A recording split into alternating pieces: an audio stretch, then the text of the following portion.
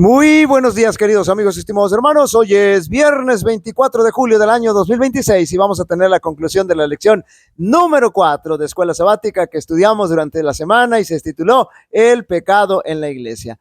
¿No saben que su cuerpo es templo del Espíritu Santo, que está en ustedes, que tienen de Dios y que no son sus propios dueños, porque han sido comprados por precio? Por tanto, glorifiquen a Dios en su cuerpo y en su espíritu, los cuales son de Dios. Primera de Corintios capítulo 6, versos 19 y 20. Este es el versículo de memoria que debimos habernos aprendido durante la semana. Nadie se debe sorprender o escandalizar porque surja pecado de inmoralidad sexual en la iglesia. Seguimos siendo pecadores y muy perseguidos por el enemigo y estamos expuestos a caer.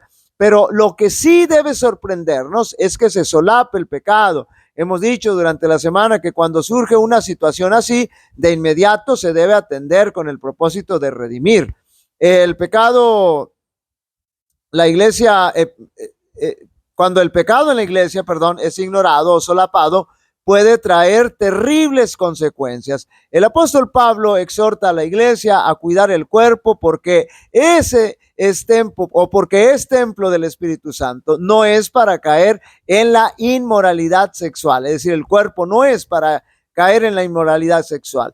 Domingo 19 de julio, disonancia entre la fe y la práctica. Es necesario que lo que decimos con palabras, lo que enseñamos teóricamente, lo que predicamos también con nuestra boca, también lo podamos practicar en nuestro diario vivir. No debe ser teoría lo que predicamos, sino nuestra propia experiencia, nuestro ejemplo, porque de otra manera habrá una disonancia en nosotros, ya que no habrá armonía entre lo que predicamos y lo que vivimos, entre lo que enseñamos y lo que practicamos. La iglesia de Corinto estaba presentando esta disonancia, porque al ser iglesia cristiana con principios morales y éticos, estaban permitiendo entre sus miembros, o estaba permitiendo entre sus miembros el pecado de incesto, y no solo lo solapaban, sino que también hasta se sentían orgullosos de ello. El apóstol pide a la iglesia aplicar la disciplina correspondiente al transgresor, note bien, para redimirlo de la situación en que ha caído. Lunes 20 de julio, lidiando con escándalos. Por supuesto que el que un miembro de la iglesia estuviera cometiendo el pecado de incesto o cualquier otro pecado de inmoralidad sexual, era todo un escándalo, porque ni siquiera con los paganos se veía este tipo de pecados. Es más, hasta ellos mismos quedaban sorprendidos, los paganos, de que eso estuviera ocurriendo en una iglesia cristiana. Y aunque era un escándalo y no era cosa fácil enfrentarlo, y sin embargo, había que enfrentar esa situación para darle, note bien otra vez, solución con el propósito de redimir al caído o restaurar al pecador. Al aplicar la disciplina, tal vez algunas palabras del apóstol Pablo suenen duras y parecieran que van en contra del amor que como cristianos debemos profesar a todo ser humano, y con mayor razón a uno de nuestros hermanos en Cristo que ha caído. Pero ya durante la semana explicamos eso y dijimos que en el contexto histórico en el que Pablo vivió, era otro totalmente al que nosotros estamos viviendo actualmente, y que sin embargo las palabras no tenían ningún atentado en contra del pecador, sino más bien iban apuntadas para redimirlo. Ya dijimos que el mismo pecador se había entregado a Satanás y que el apóstol recomienda no comer con él para evitar malos entendidos. Martes 21 de julio, protegiendo la identidad de la iglesia. La iglesia daba mucho de qué hablar, porque en vez de solucionar los problemas que había entre ellos a través de la iglesia misma, a través de los dirigentes, recurrían a tribunales mundanos para buscar una solución litigiosa a través de un juicio.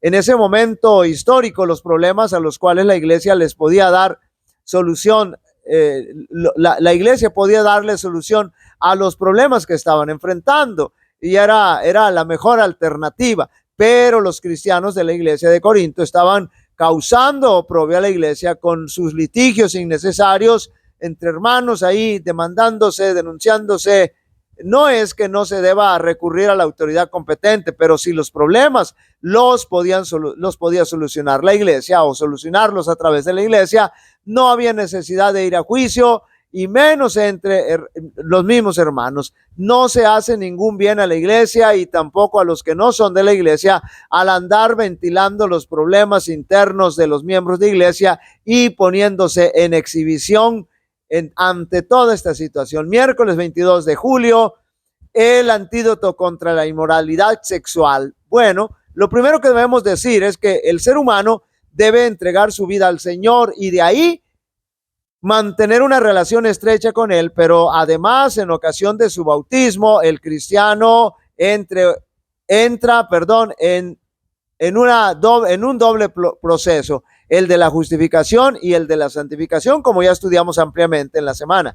En el proceso de la santificación, el Espíritu Santo va regenerando nuestro carácter y así cada vez vamos pecando menos, pero si pecamos no hay problema porque estamos también en el proceso de la justificación, es decir, del perdón, y si nos arrepentimos y vamos al Señor, Él nos perdona, pero cada día debemos ir creciendo en santidad, es decir, en la regeneración de nuestro carácter, en asemejarnos más a Cristo Jesús e ir venciendo cada vez más el pecado. Y ahora nuestro cuerpo es morada del Espíritu Santo y dirige nuestras vidas precisamente el Espíritu Santo, y cuando nosotros permitimos siempre que el Espíritu Santo dirija nuestra vida, escuche bien, podemos vivir sin pecar. Jueves 23 de julio, el matrimonio y la soltería. Ya dejamos bien claro en el contexto por el cual fue dada la exhortación del apóstol Pablo para cuidar nuestro cuerpo, porque es templo del Espíritu Santo y que no es nuestro, es porque estaban teniendo una vida de libertinaje a través de la inmoralidad sexual. Es decir, habían malinterpretado el evangelio y entonces habían caído en el libertinaje, no en la libertad que el evangelio da del pecado. El apóstol recomienda huir de la inmoralidad sexual y aconseja que si alguien no puede vivir soltero, que se case, y quien puede vivir soltero, que se mantenga soltero. Pero ¿qué? Pero que, note bien, pero que si se va a casar, note bien, los cónyuges deben cumplir con sus obligaciones maritales, es decir, con el ámbito sexual, con su vida sexual, porque cuando esta se descuida, le podemos estar abriendo la puerta al enemigo, porque se puede caer en la inmoralidad sexual. Así que deben los cónyuges, los esposos, en todo tiempo cumplir con sus responsabilidades maritales, sexuales, para estudiar y meditar. Curiosamente, la idolatría y la embriaguez figuran en el catálogo de pecados en 1 Corintios, junto con la inmoralidad sexual. Claro que sí, porque estamos atentando contra Dios y estamos atentando contra nuestro mismo cuerpo. Como respuesta al apóstol Pablo, ahí en 1 Corintios 17, las fiestas idolátricas solían caracterizarse, note bien, hacia dónde llevaba la idolatría, y eso ya lo estudiamos desde la semana antepasada, por los excesos en materia de comida y bebida, lo que derivaba en la inmoralidad sexual. Es decir, cuando se emborracha la gente, pierde el juicio y come lo que se le atraviesa, pero además cae en la inmoralidad sexual. Es imposible que cualquiera disfrute de la bendición de la santificación mientras sea egoísta y glotón, es decir, intemperante. El poder que tiene la constitución humana de resistir los abusos que se cometen con ella es admirable, pero los hábitos erróneos persistentes que consisten en comer y beber, la intemperancia en exceso, debilitarán toda función del cuerpo. Créalo. Por eso la gente no le da importancia a eso, pero eso es terrible, tremendamente terrible. En la gratificación del apetito y la pasión pervertidos, aún los profesos cristianos incapacitan a la naturaleza en su obra y aminoran el poder físico, mental y moral. No debemos caer en eso. Cuando uno se vacía completamente de sí mismo, cuando todos los falsos dioses son expulsados del alma, el vacío es llenado por el Espíritu de Cristo. Tal persona tiene entonces la fe que obra por el amor y purifica el alma de toda contaminación moral y espiritual.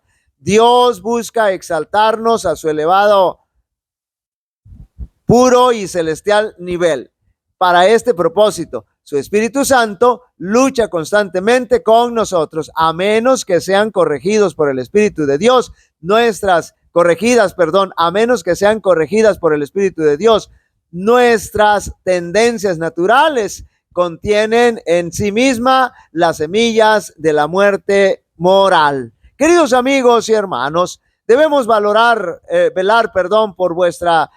por nuestra iglesia y no permitir que el pecado prevalezca, sino que debemos atender la situación del que ha caído en pecado para redimirlo. Jehová te bendiga y te guarde. Jehová haga resplandecer su rostro sobre ti y tenga de ti misericordia. Jehová alce sobre ti su rostro y te dé paz. Y pondrá mi nombre sobre los israelitas y yo los bendeciré. Dios bendiga a cada uno de vosotros.